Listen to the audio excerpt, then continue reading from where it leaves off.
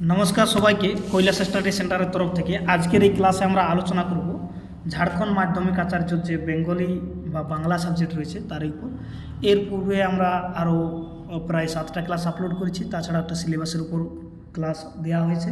যদি আপনারা সেই ভিডিওগুলো বা তোমরা সেই ভিডিওগুলো না দেখে থাকো তাহলে এই চ্যানেলে প্লে লিস্ট রয়েছে, সেখান থেকে সেই ভিডিওগুলো দেখে নিও বা এর ডিসক্রিপশনে তার লিঙ্ক আমি দিয়ে দেবো। তো সবাইকে রিকোয়েস্ট রইল বা অনুরোধ রইল যে চ্যানেলটিকে সাবস্ক্রাইব করবে পরবর্তী ভিডিওগুলো সব থেকে আগে পাওয়ার জন্য বা প্রথমে পাওয়ার জন্য। আর মাধ্যমিক আচার্যটা ভালোভাবে পড়াশোনা করার জন্য অবশ্যই চ্যানেলটিকে ফলো করে রাখবে। আমি সম্পূর্ণ সিলেবাসের উপর ক্লাস দেওয়ার চেষ্টা করছি, লাগাতার ক্লাস দিয়ে আসছি এরপর থেকে, ঠিক আছে? তো চলো ভিডিওটা শুরু করা যাক। তো ভিডিওটা শুরু করার পূর্বে কিছু গুরুত্বপূর্ণ তথ্য আমি বলে দিই, যেটা হচ্ছে যে আজকের এই ভিডিওতে আমরা আলোচনা করব, সেই টপিকটা হচ্ছে ধর্মমঙ্গল।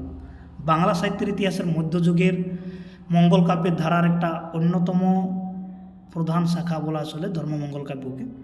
তো ধর্মমঙ্গলকে নিয়ে আমি এর যে পূর্ববর্তী ভিডিও, যেটা 7 নম্বর ভিডিও, ঠিক আছে, সেখানে আলোচনা করেছি অনেক কিছু, যেগুলো এখানে দেখতে পাচ্ছ।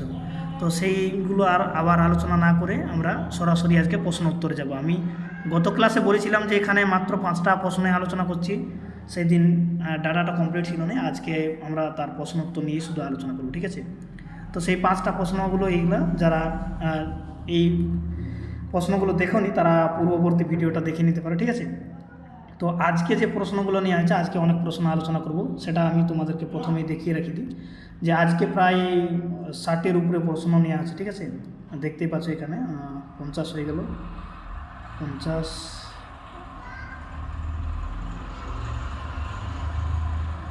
মোটামুটি রয়েছে 58টা মতন প্রশ্ন, ঠিক আছে?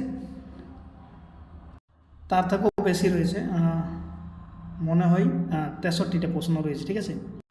তো মোটামুটি এতগুলো প্রশ্ন রয়েছে, আর এর পূর্বেই আমরা 5টা প্রশ্ন আলোচনা করেছি, তো প্রায় তাহলে অনেকগুলো প্রশ্ন হয়ে যাচ্ছে। তো ধর্মমঙ্গল থেকে সাধারণত মাধ্যমিক আচার্য পরীক্ষায় বা অন্য যে চাকরি পরীক্ষাগুলো হয় 1টা-2টো করেই প্রশ্ন হয়ে থাকে। তো তার জন্য আমরা অনেকগুলো প্রশ্ন দেখছি।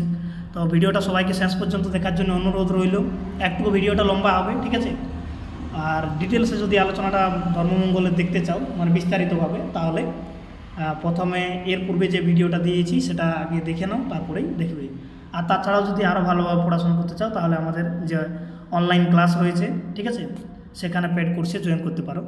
আর জয়েন করার জন্য যে ফোন নম্বরটা দেওয়া রয়েছে আমি বা দিয়ে দেবো ভিডিওতে, ঠিক আছে, সেই নাম্বারে যোগাযোগ করে, বা পূর্ববর্তী ভিডিওগুলোতে এর বিবরণ দেওয়া রয়েছে কীভাবে ক্লাস জয়েন করবে, তো সেখান থেকে ক্লাস জয়েন করতে পারো। তো প্রথমেই আমরা যে প্রশ্নটা নিয়েছি সে প্রশ্নটা হচ্ছে কি, যে 1 নম্বর প্রশ্নে বলছে কি যে রাঢ়ের জাতীয় মহাকাব্য বলা হয়। তো রাঢ়ের জাতীয় মহাকাব্য কাকে বলা হয়? সবাই জানো এটা ধর্মমঙ্গলকে বলা হয়, বাকি অপশনগুলো এখানে না দেখলেও হয়। এরপরে দ্বিতীয় যে প্রশ্নটা নেওয়া হয়েছে, তো এখানে দ্বিতীয় প্রশ্ন কি বলছে, যে ধর্ম পূজা সঙ্গে ছট পরবের সাদৃশ্য খুঁজে পান। ছট পরব যেটা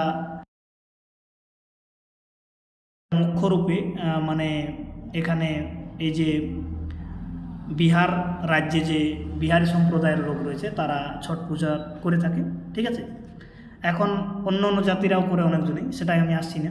তো এটা কে খুঁজে পেয়েছে আমাদের, সেটা হচ্ছে সুকুমার সেন খুঁজে পেয়েছে। এরপরে যে প্রশ্ন রয়েছে,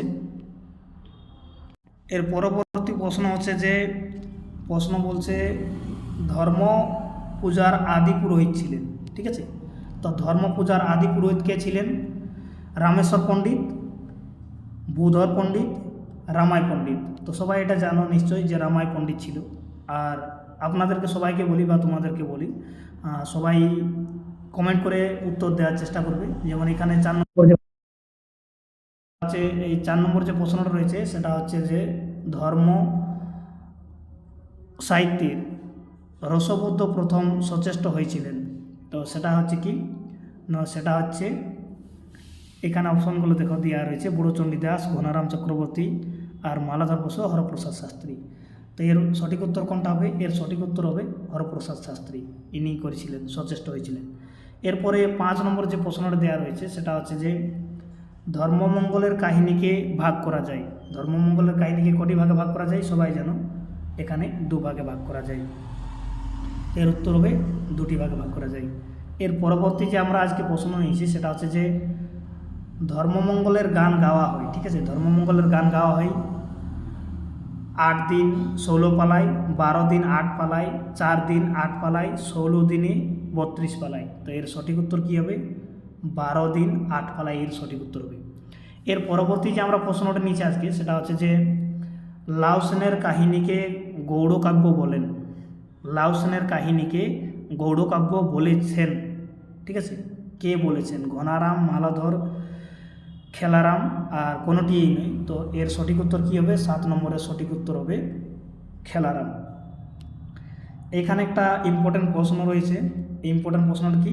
যে রঞ্জাবতীর গুরু ছিলেন, এটা 8 নম্বরেরটা সবাই কমেন্ট করে জানাবেন। ঘনারাম চক্রবর্তী, শ্যাম পণ্ডিত, ময়ূর ভট্ট, রামাই পণ্ডিত, কে ছিল? আপনারা কমেন্ট করে জানাবেন। এরপরে 9 নম্বরে যে প্রশ্ন রয়েছে সেটা হচ্ছে যে রামাই পণ্ডিত রচিত গ্রন্থের নাম হলো, এর গ্রন্থের নাম কি আছে? শূন্য পুরাণ বা অন্যান্যদের পুঁথি, মার্কণ্ড পুরাণ, বিষ্ণু পুরাণ, অগ্নিপুরাণ। তো এর সঠিক উত্তর হবে ক নম্বরটা। আজকের ক্লাসের 10 নম্বর প্রশ্ন যে শূন্য পুরাণের গ্রন্থটি নগেন্দ্রনাথ বসুর সম্পাদনায় যেখান থেকে প্রকাশিত হয়েছিল, তো এটা কোথা থেকে প্রকাশিত হয়েছিল? তো 1 নম্বরে দেওয়া রয়েছে, মানে ক নম্বরে যেটা দেওয়া রয়েছে অপশান সেটা হচ্ছে যে সাহিত্য পরিষদ পত্রিকায়, সালটা দেওয়া রয়েছে 1313 বঙ্গাব্দে। সাহিত্য পরিষদ পত্রিকায় 1314। তো সবগুলো এখানে দেখো সাহিত্য পরিষদ পত্রিকাই হবে, কিন্তু সালটা এখানে মনে রাখতে হবে। তো এর সালটা হচ্ছে কি? তো 10 নম্বরে যেটা প্রশ্নের উত্তর হবে, সঠিক উত্তর সেটা হচ্ছে 1314 সালে এটা প্রকাশিত হয়, ঠিক আছে, 1314, মানে খ নম্বর অপশান সঠিক হবে। 11 নম্বর যে আপনাদের আজকে প্রশ্ন নেওয়া হয়েছে সেটা হচ্ছে যে রামাই পণ্ডিতের কাহিনী সর্বপ্রথম সংগ্রহ করেন, কে করেছিলেন? তো এর সঠিক উত্তর হবে বিনোদ বিহারী কাব্যতীর্থী। এরপরে 12 নম্বরে যেটা প্রশ্ন রয়েছে সেটা হচ্ছে যে হরপ্রসাদ শাস্ত্রী রামাই পণ্ডিতের গ্রন্থকে শূন্য পুরাণ না বলে বলেছেন, কি বলেছিলেন? তিনি বলেছিলেন রামাই পণ্ডিত পদ্ধতি। কী বলেছিলেন? রামাই পণ্ডিত পদ্ধতি। তো খ নম্বরে সঠিক উত্তর হবে। এবারে অন্য যেটা প্রশ্ন নিয়ে আছে আজকে সেটা হচ্ছে যে মোট ধর্মমঙ্গল কবির সন্ধান পাওয়া যায়, কতজন কবির সন্ধান পাওয়া যায়? তো এখানে 19 জন, 18 জন, 20 জন, আর একটা রয়েছে 21 জন। তো এর সঠিক উত্তর কী হবে? এর সঠিক উত্তর হবে 20 জন, ঠিক আছে। পরবর্তী যে প্রশ্ন নেওয়া আছে, পরবর্তী প্রশ্ন হচ্ছে যে ধর্মমঙ্গল কাব্যের আদি কবি হলেন, এটা সবাই কমেন্ট করে জানাবে। সবাইকে অনুরোধ করে বলছি, এটা সবাই নিশ্চয়ই জানো, কমেন্ট করে জানাবে। রূপনাম চক্রবর্তী, ঘনারাম চক্রবর্তী, মানিকরাম গাঙ্গুলি, ময়ূর ভট্ট। এর পরবর্তী যে প্রশ্ন নিয়ে আছে 15 নম্বরে সেটা হচ্ছে যে ময়ূর ভট্ট রচিত ধর্মমঙ্গল গ্রন্থের নাম। ময়ূর ভট্ট যে রচনা করেছিল সেই ধর্মমঙ্গল কাব্যের নাম কি? তো এটাও সবাই জানো নিশ্চয়ই, ঠিক আছে, কমেন্ট করে জানাবে। এখানে 4টা অপশন দেওয়া রয়েছে। এরপরে যে প্রশ্ন আমাদের সেটা হচ্ছে যে এই যে হকান্দা তপস্যা বা জাগরণ পালার পথ প্রদর্শক হলেন, তো এটা কে রচনা করেছে বা এর পথ প্রদর্শক কে ছিল? তাহলে 16 নম্বরে যেটা সঠিক উত্তর হবে সেটা হচ্ছে ময়ূর ভট্ট। এখান থেকে আগের দুটো প্রশ্নের উত্তর পেয়ে গেলেন, ময়ূর ভট্ট হচ্ছে এই কাব্যটা, ঠিক আছে। তো এরপরে 17 নম্বর হচ্ছে যে খেলারাম চক্রবর্তী রচিত ধর্মমঙ্গল কাব্যের নাম কি?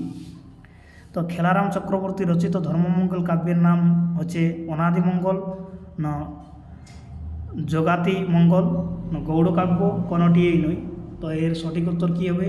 এর সঠিক উত্তর হবে গৌড়কাব্য। এরপরে যে প্রশ্ন নেওয়া আছে সেটা হচ্ছে যে নিরঞ্জন মঙ্গল রচনা করেন, কে করেছিল নিরঞ্জন মঙ্গল রচনা? রামাই পণ্ডিত, বিষ্ণু পণ্ডিত, ভূধর পণ্ডিত, না শ্যাম পণ্ডিত? তো এর সঠিক উত্তর কী হবে? 18 নম্বরে যেটা সঠিক উত্তর হবে সেটা হচ্ছে শ্যাম পণ্ডিত। এর পরবর্তী প্রশ্ন আজকের ক্লাসের আমাদের 19 নম্বর প্রশ্ন, শ্রী শ্যাম পণ্ডিত ছিলেন, তিনি কি ছিলেন? সপ্তদশ শতাব্দীর কবি, নবম শতাব্দীর কবি, অষ্টাদশ শতাব্দী বা ষষ্ঠ শতাব্দীর কবি? তো তিনি ছিলেন সপ্তদশ শতাব্দীর কবি। এর পরবর্তী প্রশ্ন ধর্মমঙ্গল রচয়িতা হিসাবে ধর্মদাসের সন্ধান পাওয়া গেছে, তো 1 জন, 3 জন, 2 জন, 4 জন? তো 20 নম্বরের সঠিক উত্তর কী হবে? 2 জন পাওয়া গেছে। কতজন? 2 জন পাওয়া গেছে। ঠিক আছে, এখানে অপশানগুলো একটু আগু পিছু হয়ে গেছে, কয়ের জায়গায় কর পরে খ হওয়া উচিত ছিল, তো গ হয়ে গেছে। এর পরবর্তী প্রশ্ন 21 নম্বর প্রশ্ন হচ্ছে যে সপ্তদশ শতাব্দীতে ধর্মমঙ্গল কাব্যের রচনা করেন। সপ্তদশ শতাব্দীতে ধর্মমঙ্গল কাব্য রচনা করেন 1 জন কবি, 2 জন কবি, 4 জন কবি, 3 জন কবি। তো এর সঠিক উত্তর কী হবে? 3 জন কবি। ঠিক আছে, নামগুলো সবাই কমেন্ট করে জানাবেন যে সপ্তদশ শতাব্দীতে কে কে ধর্মমঙ্গল কাব্য রচনা করেছিলেন। পরবর্তী প্রশ্ন হচ্ছে সপ্তদশ শতাব্দীর ধর্মমঙ্গল কাব্যের শ্রেষ্ঠ কবি। সপ্তদশ শতাব্দীর ধর্মমঙ্গল কাব্যের শ্রেষ্ঠ কবি কে? তো সপ্তদশ শতাব্দীর ধর্মমঙ্গল কাব্যের শ্রেষ্ঠ কবি হচ্ছে রূপরাম চক্রবর্তী। কী নাম হচ্ছে? রূপরাম চক্রবর্তী, মানিকরাম গাঙ্গুলি, ঘনারাম চক্রবর্তী, রামদাস আদক। তো এর সঠিক উত্তর কোনটা হবে? এই 4 জনের মধ্যে সঠিক উত্তর কোনটা হবে? তো এর সঠিক উত্তর হচ্ছে রূপরাম চক্রবর্তী। এরপরে আমরা আসি যে রূপরাম চক্রবর্তী ধর্মমঙ্গল কাব্যের নাম হলো। রূপরাম চক্রবর্তী যে ধর্মমঙ্গল কাব্য রচনা করেছিলেন তার নাম কি?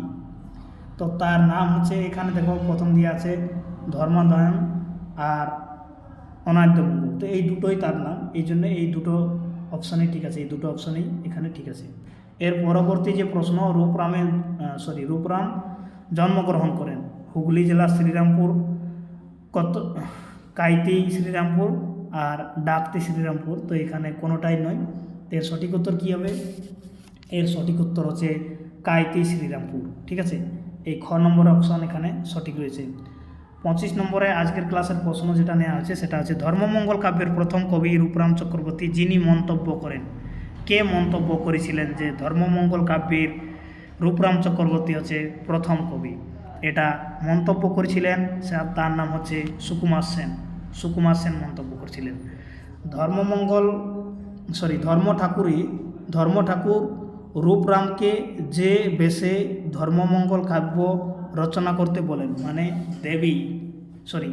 এই যে দেবতা যে এখানে আছে ধর্মমঙ্গলের, তো ধর্মমঙ্গলের যে এই যে যখন স্বপ্নাদেশ দিয়েছিল তখন কোন ভেষে ছিল তিনি? তো তিনি ব্রাহ্মণ ভেষে ছিলেন। প্রতিটাই দেখবে মঙ্গল কাব্যে এটা ব্রাহ্মণ ভেষেই থাকে। এবারে তার পরবর্তী যে প্রশ্ন আমরা নিয়েছি 26-এর পরে, যেটা 27 নম্বর, সেটা হচ্ছে রামদাস আদক জন্মগ্রহণ করেন।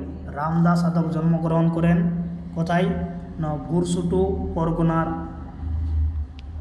এখানে যে অপশানটা রয়েছে যে ভুরসুটু পরগনার হায়াতুপুর গ্রামে। ঠিক আছে, এরপরে যে 28 নম্বর প্রশ্ন নেওয়া আছে সেটা হচ্ছে যে রামদাস আদকের রচিত ধর্মমঙ্গল গ্রন্থের নাম হলো। রামদাস আদকের যে ধর্মমঙ্গল গ্রন্থের নাম, এটা সবাই জানো নিশ্চয়ই, তো কমেন্ট করে জানাবে, সহজ প্রশ্ন রয়েছে। এরপরে ঘনারাম চক্রবর্তীর জন্ম, তো এটাও সবাই জানো নিশ্চয়ই, কমেন্ট করে জানাবে কাটুয়ায়। তারপরে যে প্রশ্ন রয়েছে সেটা হচ্ছে যে ঘনারাম চক্রবর্তী ছিলেন, তিনি ছিলেন অষ্টাদশ শতাব্দীর কবি, নবম শতাব্দীর কবি, না সপ্তদশ শতাব্দীর কবি বা ষষ্ঠ শতাব্দীর কবি? তো তিনি কোন সময়ের কবি ছিলেন? তিনি ছিলেন অষ্টাদশ শতাব্দীর কবি। এর সঠিক উত্তর এটা হবে। এর পরবর্তী যে প্রশ্ন সেটা হচ্ছে যে 31 নম্বরে, সেটা ঘনারাম চক্রবর্তী পিতামাতার নাম। এগুলো সবাই জানো নিশ্চয়ই, কমেন্ট করে জানাবে। ভগীরথী, ইন্দুমতি আর গৌরীকান্ত বা সতীদেবী, বৈকুণ্ঠনাথ বা নারায়ণী, বনমালী বা মালিনী। ঠিক আছে, তো এটা কমেন্ট করে জানাবে। এরপরে 32 নম্বরে যে প্রশ্ন নেওয়া আছে সেটা হচ্ছে ঘনারাম চক্রবর্তী রচিত ধর্মমঙ্গল কাব্যের নাম। ঠিক আছে, তার কাব্যটার কী নাম ছিল? ঘনারাম চক্রবর্তী রচিত ধর্মমঙ্গল কাব্যের নাম, তো তার কাব্যের নাম হচ্ছে ধর্মমঙ্গল বিজয়, শ্রী ধর্মমঙ্গল শ্রী। তো 32 নম্বরের সঠিক উত্তর কী হবে? তো ধর্মমঙ্গল বিজয় হবে সঠিক উত্তর। এরপরে ঘনারাম চক্রবর্তী যে উপাধি লাভ করেছিলেন, ঠিক আছে, তিনি কি উপাধি লাভ করেছিলেন? কবিরত্ন, কবিসুলভ, কবীন্দ্র পরমেশ্বর। তো এর সঠিক উত্তর হবে কবিরত্ন। কী হবে এর সঠিক উত্তর? কবিরত্ন। এরপরে যে প্রশ্ন রয়েছে সেটা হচ্ছে যে ঘনারাম চক্রবর্তী ধর্মমঙ্গল ছাড়া যে গ্রন্থ রচনা করেন, এই ধর্মমঙ্গল ছাড়া আরও তিনি রচনা করেছিলেন, তার নাম কি? তার নাম হচ্ছে সত্যনারায়ণ রসসিন্ধু। এটা হচ্ছে আর আজকে এই ক্লাসে আর আমরা আলোচনা করছি না, ভিডিওটা অনেক বড় হয়ে যাবে, ঠিক আছে। ঘনারাম চক্রবর্তী কাব্য জটি পালায় বিভক্ত, তো তার কটি পালায় বিভক্ত রয়েছে এটা সবাই জানো নিশ্চয়ই, 25টি, 23টি, 24টি, 22টি। কমেন্ট করে জানাবেন। বাকি প্রশ্নগুলো আজকের ক্লাসে আলোচনা করা হলো না, প্রায় 30টার উপরে প্রশ্ন বাকি রয়ে গেল। তো যদি পরে সময় হয় তো সেই প্রশ্নগুলো যদি তোমরা বলো তাহলে আলোচনা করব। কমেন্ট করে জানাবেন, যদি প্রয়োজন থাকে তাহলে নিশ্চয়ই আলোচনা করব, না হলে অন্য টপিকসে আমরা চলে যাব। সবাইকে ধন্যবাদ ভিডিওটা লাস্ট পর্যন্ত দেখার জন্য। চ্যানেলকে সাবস্ক্রাইব করবে, ভিডিওগুলো শেয়ার করে দেবে। যারা মাধ্যমিক আচার্য ভরেছে বা যারা এই বাংলা নিয়ে ইউজিসি নেট বা এই ধরনের প্রশ্ন এসে থাকে